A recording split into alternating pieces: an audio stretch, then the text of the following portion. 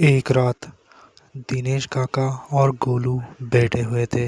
गोलू कह रहा था कि दिनेश काका, मुझे भूतों की कहानी सुननी है। क्यों नहीं गोलू, आज मैं तुझे ऐसी कहानी सुनाऊंगा जिससे तुझे डर भी लगेगा। ऐसा हुआ क्या था, मैं जानना चाहता हूँ। तो ये घटना हुई थी मेरे बेटे के साथ में, जब वो बंगाल चला गया था। वो वहाँ पर कुछ फैक्ट्री के यहाँ पर रिसर्च कर रहा था, तो उसे नई नई जॉब मिली हुई थी। उसे करीब एक दिन वहाँ रहकर आना था, सब इन्फॉर्मेशन निकालने के लिए।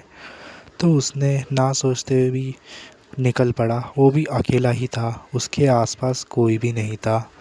उसे करीब 2 दिन वहाँ पर गुजारने थे। एक दिन उसने पहला दिन उसने सब जगह पे पूछताछ की।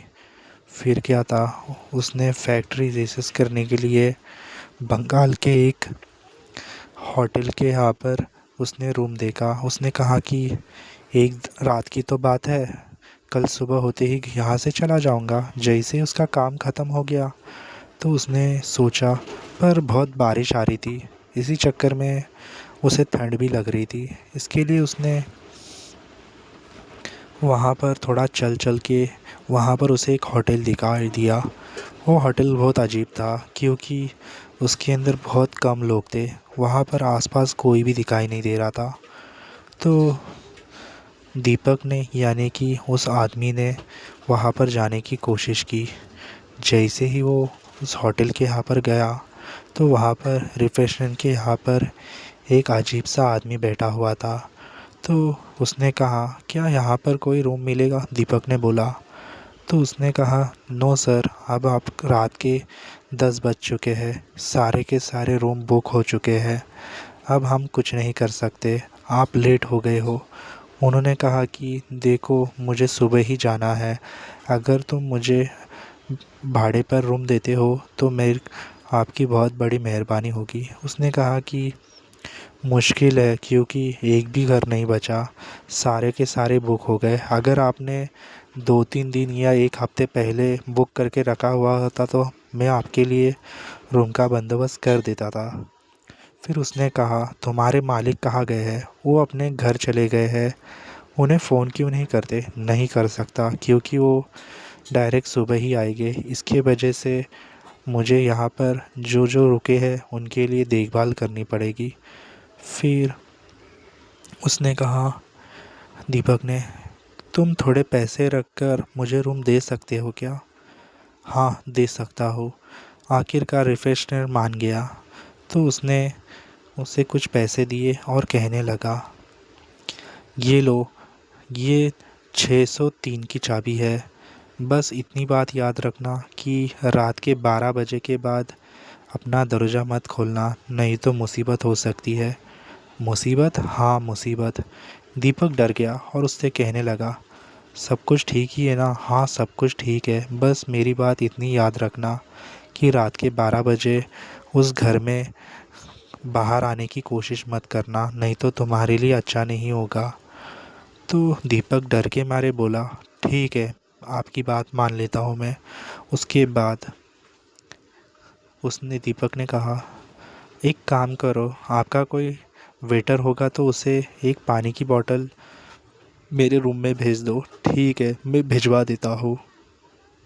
उसके बाद दीपक उस होटल के 603 में रूम में गया और उसने थोड़ी साफ़ सफाई की। और उसने सोचा कि साफ़ सफाई तो हो गई है, एक काम करता हूँ, थोड़ा आराम कर लेता हूँ। वैसे भी पैर बहुत दुख रहे हैं, आज दिन भर की थकान की वजह से मैं बहुत डाइट फेल कर रहा हूँ। तो दीपक ने एक फ़ोन किया। उन्होंने कहा कि हाँ हाँ, आप चिंता मत करो, मैं कल सुबह तक आ जाऊँगा। आप खाना पीना खा लो और मेरा इंतज़ार मत करना, मैं सुबह तक आ जाऊँगा। वैसे भी मैंने कोई टिकट तो बुक नहीं की है, देखता हूँ कुछ हो गया तो फिर मैं टिकट मिल गई तो मैं आ जाऊँगा, नहीं तो एक दिन और दिन रह लूँगा।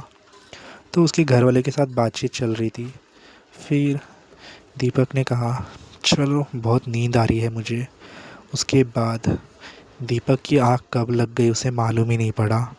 दीपक ने कमरे के बेड के यहाँ पर लेट गया। फिर उसके दरवाजे के ऊपर किसी ने ठक ठक की। दीपक ने कहा कि लगता है मैंने पानी मंगाया था वही है। अरे मेरी आग भी लग गई, पता ही नहीं चला आखिरकार इसके पीछे कौन था। जैसे ही उसने उसने दरवाज़ा खोला तो वहाँ पर एक अजीब सा आदमी था। अपना शाल मतलब चादर ओढ़े हुआ था और उसके हाथ में एक लालटेन था और एक हाथ में पानी की बोतल। तो उसने कहा अच्छा तुम आ गए तो दे दो मेरी बोतल, मुझे बहुत प्यास लगी है। उसके बाद जैसे ही दीपक अपने कमरे में से बाहर निकला, धीरे धीरे जो उसके हाथ में लाइट थी पानी की बोतल वो आगे आगे खिसकने लगा और उसने कहा अरे पानी की बोतल तो दो। उसने दीपक ने गुस्से में हाथ पकड़ा उसका। उसके बाद उस आदमी ने अपनी गर्दन ही मरोड़ दी और उसका भयानक चेहरा देखकर दीपक के रोंगटे खड़े हो गए, उसके हाथ पैर थर थर काँपने लगे।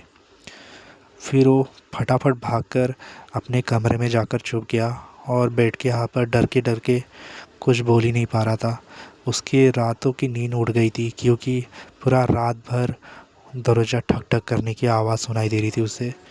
उसने कहा कि मैं यहाँ पर आकर फंस गया।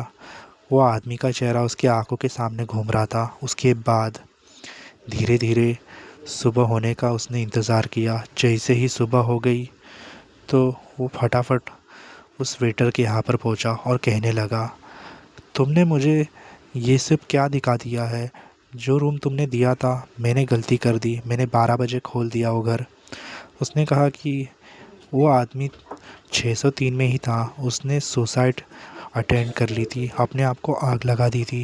इसके वजह से जितने भी लोग वहाँ पर गए हैं सब लोग ने खिड़की के यहाँ से नहीं तो आत्महत्या कर दी है। आपकी जान बच गई, नहीं तो बहुत कुछ होता था। अच्छा ऐसी बात थी। हाँ। जैसे ही वो घर आया दीपक तो उसने सबसे पहले मुझे ही बताया क्योंकि वो मुझे हर कहानी बताता था जो जो घटना हुई थी। उसे रातों की नींद उसे नहीं मिल रही थी। वही भयानक आदमी जो उसने होटल में देखा था उसे वही घूम रहा था। आज भी उसे नींद नहीं आती, ऐसा लगता है कि वो आदमी उसे मारने आया है। तो दोस्तों आप भी किसी होटल में जाए तो उसकी जांच पड़ताल कर ले, ना कि आपको प्रॉब्लम होना नहीं चाहिए बाद में। गोलू कहानी कैसी लगी? कहानी काफ़ी अच्छी थी। क्या दोस्तों आपके पास भी ऐसी डरावनी कहानी है? अगर होगी तो हम हमें कमेंट भेज सकते हैं। हो सकता है कि आप सबके सामने लाने की कोशिश करूं। तो देर किस बात की है, फटाफट हमारे चैनल को सब्सक्राइब कर लीजिए हॉरर स्टोरी सुनने के लिए। और सब्सक्राइब करो स्कैरी सब को, क्योंकि और नई नई कहानियाँ आने वाली बाकी है। सपोर्ट करो हमें ताकि आप सबके लिए ऐसी डरावनी कहानी लाने का मुझे मौका मिले। मिलते हैं दोस्तों ऐसी ही डरावनी कहानी में, तब तक के लिए